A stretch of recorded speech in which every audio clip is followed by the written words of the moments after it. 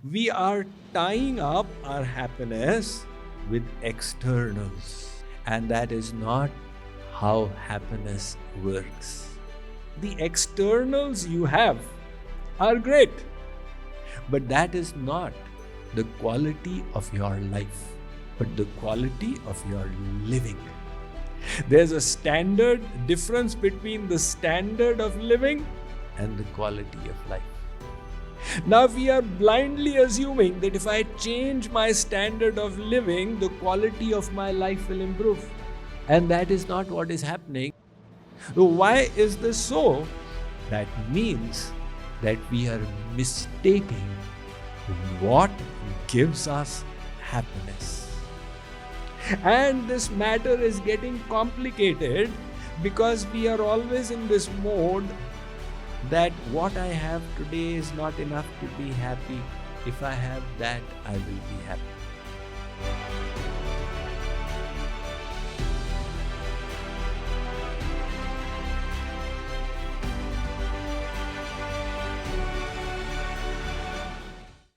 We have discussed in multiple ways how it pays to be a happier person.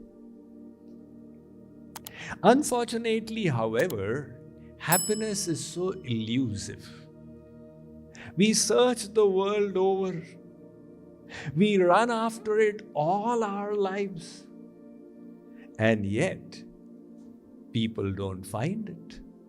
If you could grow happiness in the fields, the farmers would be the happiest people. If you could produce it in factories, the industrialists would have it.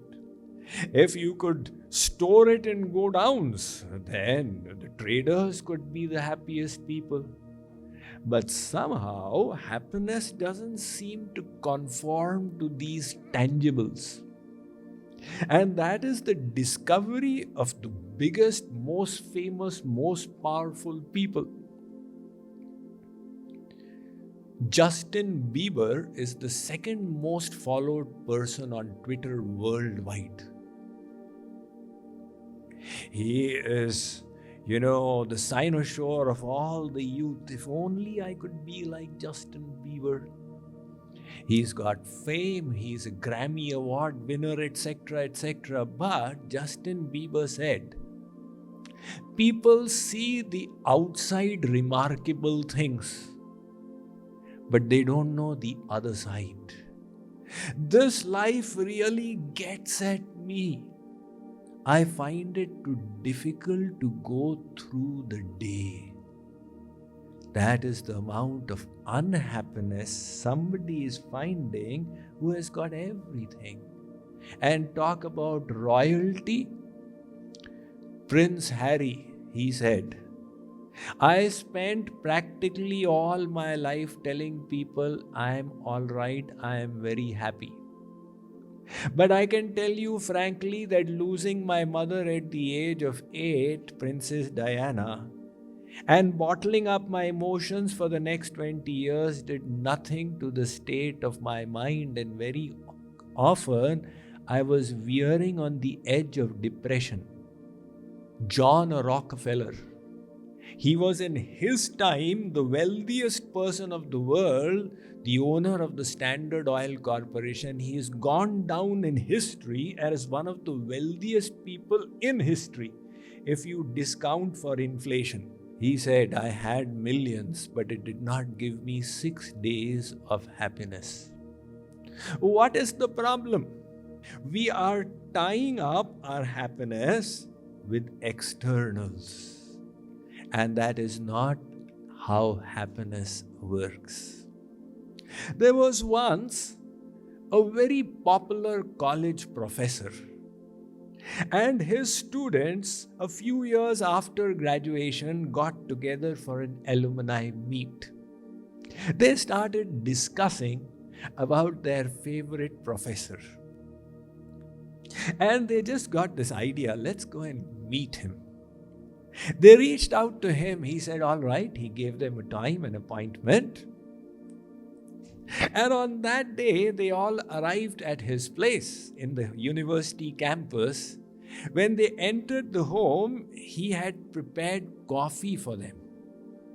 There were 15 students. He had 30 coffee cups on trays. He said, grab a coffee cup and then come and sit with me. We'll talk about life. So they all grabbed a cup. Interestingly, these cups were all different. Some extremely ornate and some very simple, and some mud cups like, the tea you get on railway platforms in India is in those mud cups. So when they all grabbed their cups and came, he made an observation. He said, look, all of you got the most ornate cup you could. The ordinary ones got left behind. Although the coffee was the same in all the cups, it's possible that the simpler cups may have been more relishable. But you all laid emphasis to the cup rather than the coffee. Likewise, the externals you have are great, but that is not the quality of your life, but the quality of your living. There's a standard difference between the standard of living and the quality of life. Now we are blindly assuming that if I change my standard of living, the quality of my life will improve. And that is not what is happening. You have the most suicides in Beverly Hills and on Wall Street. So why is this so? That means that we are mistaking what gives us happiness. And this matter is getting complicated because we are always in this mode that what I have today is not enough to be happy. If I have that, I will be happy. So we are tying up happiness with goals, and the goals are always ahead. So if your happiness is tied to getting a 5-bedroom house, that means the journey is an unhappy one until you reach there. So life is passing by in unhappiness because we have tied our happiness with destinations. And what if on reaching the destination you are still unhappy? Then Ruskin Bond said, there are only 2 disappointments in life. He's an Indian English writer presently alive, very popular. So he says, there are only 2 disappointments in life. The first, when you desire something and don't get it. Second, when you desire something and get it. Khoda pahad aur nikli chuhiya. So why postpone our happiness? Is it not possible to be happy right now, irrespective of what we have? One king was strolling on the terrace of his palace, lost in thought. Oh my God, some quarrel with the wife, disobedience by the prince, rebellion in the kingdom. All his woes were weighing down upon him. So this king was just thinking how unhappy I am. And by the side of the palace was a poor family's hut. From that hut, sounds of mirth and laughter were coming. They were enjoying together. That startled the king, that this poor family is happy and I, the king of the land, am unhappy. So he called his minister over, said, Mantri, what is the secret of happiness of this family? The Mantri said, O king, you want such a gem of wisdom? It will not come free. It will come for a price. You will have to arrange for me 99 gold coins. The king said, to know the secret of happiness, 99 gold coins is a small price. So he asked his servants, arrange for it. The coins were brought. The minister tied them all in a cloth bundle.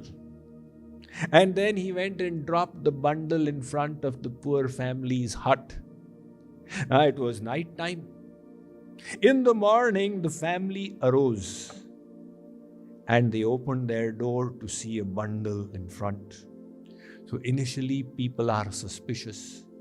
Is the neighbor doing some jadoo tona, black magic? Or is it a terrorist attack? Then if you see something, then you say something. Should I phone 911, etc.? They finally picked up the courage to open it and discovered the yellow metal. They were thrilled beyond words. They said, gold. We had seen gold earlier, but it was through the window panes of jewelry shops. And today we are the owners of gold. Bhagwan jab deta hai, chhappar phad ke deta hai. How much gold has God given to us? Let's count. 1, 2, 3, 4, 5. Counted the coins. 51, 52, 53, 71, 72, 73, 95, 96, 97, 98, 99. What kind of a number is 99? If God had to give us, He should have given us a straight 100. Now imagine their discontent. You know, when a test cricketer of India gets out at 99, then all of India moans, why didn't he complete his 100? Sachin Tendulkar had scored 99 first-class centuries. And all of India was waiting for him to complete his 100th 100. He would keep getting out in his 90s for one full year. And everybody would say, oh no. So the same was the misery of this family. They said, now how can we be happy now? Nevertheless, God has given us 99 gold coins. We'll earn the 100th one ourselves. They struck a saving plan. We will increase our income by so much, increase the savings by so much, and after so many months, we will purchase the 100th coin.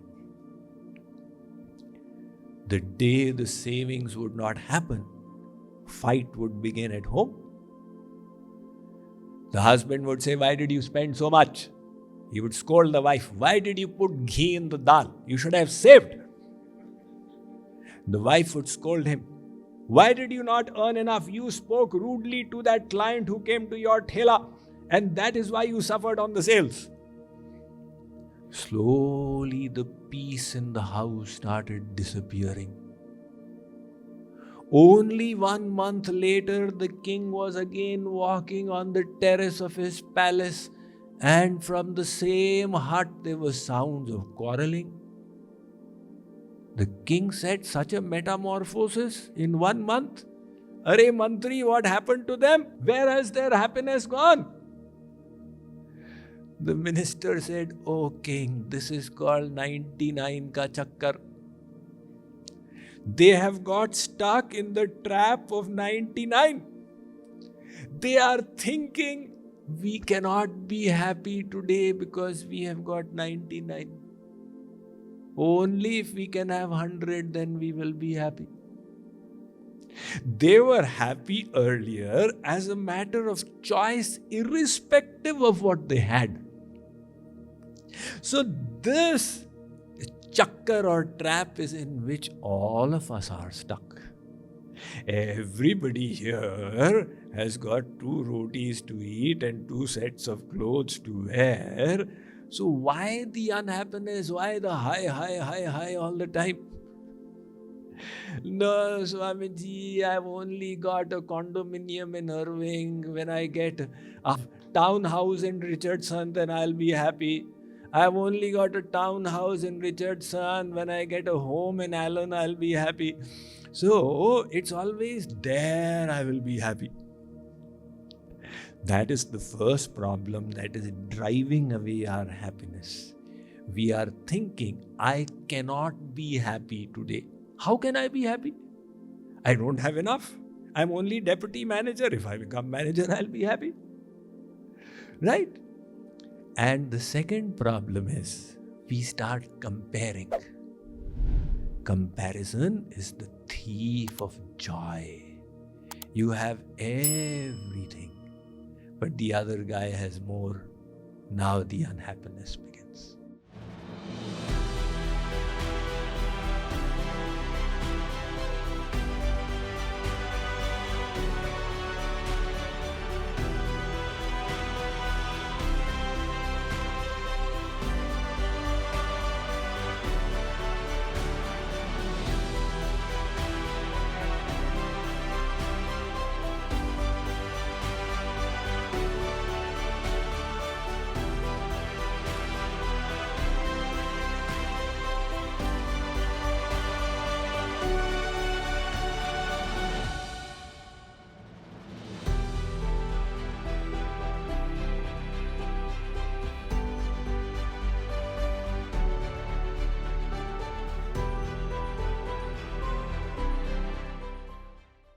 Daily Sadhana is a unique coaching platform envisioned by Swami Mukundananda for people of all backgrounds to make systematic spiritual progress at your own pace and in the comfort of your own home. In Daily Sadhana, Swami Mukundananda will be your personal spiritual coach and will help you learn and practice spirituality every day in a structured and engaging manner. If we could transform ourselves just 1% every day, after a few months, we would have changed ourselves 100%. Daily Sadhana offers beautifully designed online courses where the timeless Vedic philosophy is systematically organized into daily lessons. Each daily lesson contains an exclusive video lecture, review slides to revise the key takeaways, special meditation sessions, and quizzes and exercises. Visit mydailysadhana.org to learn more and start your spiritual practice today.